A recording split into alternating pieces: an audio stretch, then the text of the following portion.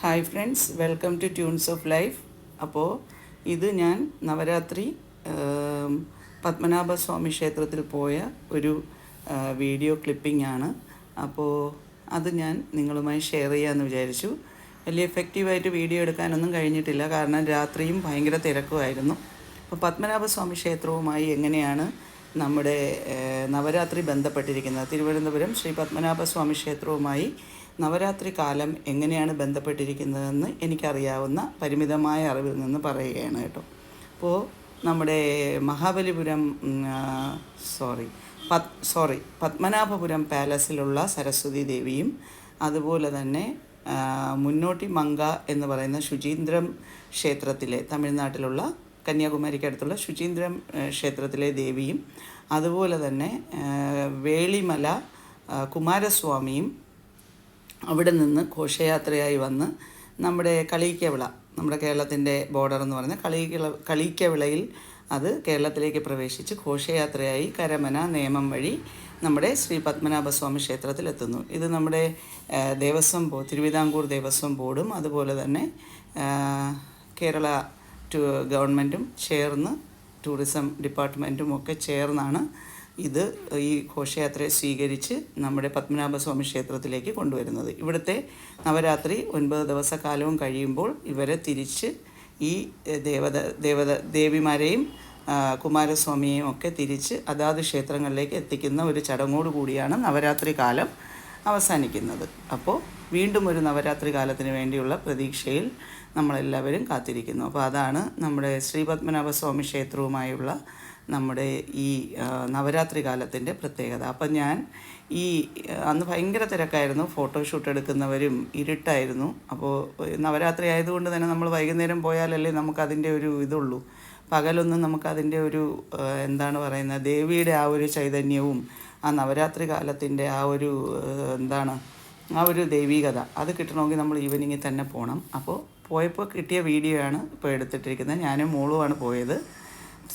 തിരുവനന്തപുരം ശ്രീ പത്മനാഭസ്വാമി ക്ഷേത്രം, തിരുവനന്തപുരത്ത് വരുന്ന ആരും തന്നെ ശ്രീ പത്മനാഭസ്വാമി ക്ഷേത്രത്തിൽ വരാതെ പോകുന്നവരാരും തന്നെ ഇല്ല എന്ന് തന്നെയാണ് എൻ്റെ വിശ്വാസം.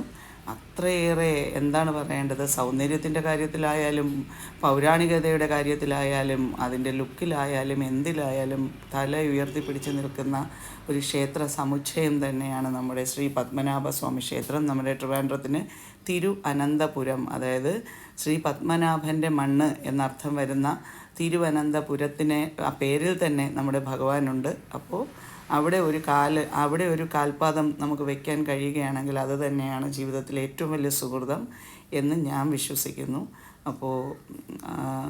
അപ്പോൾ ഞാൻ വീണ്ടും ഇത് ക്ഷേത്ര കുളമാണ് ഈ കാണുന്നത്. അപ്പോൾ നമ്മൾ കാളരാത്രി വരെയുള്ള ദേവി സങ്കല്പങ്ങളാണ് പറഞ്ഞു നിർത്തിയത്. കാളരാത്രി കഴിഞ്ഞ് വരുന്നത് മഹാഗൗരി ഭാവമാണ്.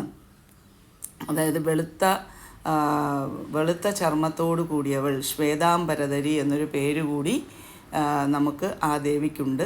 അപ്പോൾ കാളരാത്രിക്ക് ശേഷം ദേവി തപസ് അനുഷ്ഠിച്ചാണ്, ദേവിക്ക് ബ്രഹ്മാവിൽ നിന്ന് ലഭിച്ച വരമനുസരിച്ച് മാനസരോവരത്തിൽ സ്നാനം ചെയ്തപ്പോഴാണ് മഹാഗൗരിയായി മാറിയത്. ശ്വേത നിറത്തോടു കൂടിയ വെള്ള വർണ്ണത്തോടു കൂടിയവൾ എന്നർത്ഥം വരുന്ന ശ്വേതാംബരധരി ദേവിയാണ് നമ്മുടെ മഹാഗൗരി ഭാവം. അപ്പോൾ അത് കഴിഞ്ഞ് വരുന്ന ദേവിയുടെ പേരെന്ന് പറഞ്ഞാൽ സിദ്ധിദാത്രി. 9ാമത്തെ ദിവസം വരുന്നതാണ് സിദ്ധിദാത്രി.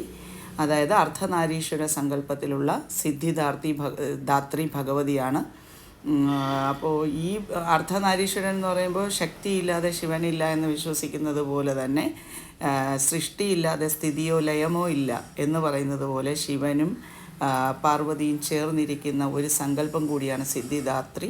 അപ്പോൾ ഈ ഭഗവതിയെ നമ്മൾ പ്രാർത്ഥിക്കുന്നത് വഴി നമ്മുടെ ജീവിതത്തിൽ സമ്പൽ സമൃദ്ധിയും ആയുരാരോഗ്യ സൗഖ്യവും നമ്മുടെ മനസ്സിന് അചഞ്ചലമായ മനോബലവും മനഃശക്തിയും ഒക്കെ ലഭിക്കും എന്നുള്ള കാര്യത്തിൽ യാതൊരു സംശയവും വേണ്ട. എല്ലാം വിശ്വാസത്തിൽ അധിഷ്ഠിതമായതാണ്. നമ്മൾ എത്രത്തോളം വിശ്വസിക്കുന്നുവോ, നമ്മൾ എത്രത്തോളം പ്രാർത്ഥിക്കുന്നുവോ അതിൻ്റെ ഫലം എന്തായാലും കിട്ടും. പക്ഷേ നമ്മുടെ പ്രവൃത്തികളും അത്തരത്തിലുള്ള നന്മ നിറഞ്ഞ പ്രവൃത്തികളായിരിക്കണം. ആരെയും മനഃപൂർവ്വം വേദനിപ്പിക്കുകയോ അല്ലെങ്കിൽ മറ്റുള്ളവരെ വാക്കുകൾ കൊണ്ടെങ്കിലും വേദനിപ്പിക്കുകയോ ഒക്കെ ചെയ്യാതിരിക്കുക എന്നുള്ളതാണ് ഓരോ പൂജയുടെയും വ്രതനിഷ്ഠയുടെയും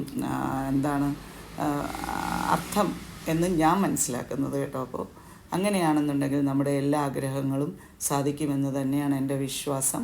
നമുക്ക് പരിമിതമായ കുറച്ച് ആഗ്രഹങ്ങളൊക്കെ ആയിരിക്കുമല്ലോ ഉണ്ടാകുന്നത്. നമ്മുടെ മക്കളെക്കുറിച്ച്, അവരുടെ ഒരു നല്ല ഭാവി, നമ്മുടെ ഒരു ആരോഗ്യം, അവരൊന്ന് നന്നായി ജീവിക്കുന്നത് കാണാനുള്ള നമ്മുടെ ഒരു ആഗ്രഹം, അതുപോലെ തന്നെ നമ്മൾ ചെയ്യുന്ന ജോലിയിൽ നമുക്കൊരു തെറ്റുകുറ്റങ്ങളൊന്നും സംഭവിക്കാതെ, നമ്മുടെ ജോലി കൊണ്ട് മറ്റൊരാൾക്ക് ബുദ്ധിമുട്ടുണ്ടാകാതെ ഒക്കെ പോകണം എന്നുള്ളത് തന്നെയാണല്ലോ ഓരോരുത്തരുടെയും ആഗ്രഹം. ചിലപ്പോൾ നമ്മളെ ജോലി നമുക്ക് പെർഫെക്റ്റ് ആയിരിക്കും, പക്ഷെ നമ്മൾ ചെയ്യുന്ന ഒരു തെറ്റുകൊണ്ട് മറ്റുള്ളവർക്കും അതൊരു വേദനയായി മാറാം നമ്മുടെ ജോലികൾ. അപ്പോൾ അത് മറ്റുള്ളവരെ ബാധിക്കാത്ത രീതിയിൽ നല്ല രീതിയിൽ തന്നെ ചെയ്ത് അതിൻ്റെ പ്രതിഫലം വാങ്ങിയാൽ മാത്രമാണ് നമുക്ക് സന്തോഷത്തോടെയും സമാധാനത്തോടെയും ഒക്കെ ജീവിക്കാൻ കഴിയുന്നത് എന്നുള്ള ഒരു തത്വവും കൂടിയുണ്ട്. അപ്പോൾ നമ്മൾ വ്രതാനുഷ്ഠാനത്തോടു കൂടി നവരാത്രി എൻ്റെ വീട്ടിൽ കഴിയുന്ന രീതിയിലുള്ള പൂജകളൊക്കെ ചെയ്തിട്ടുണ്ട് ഫ്രണ്ട്സ്.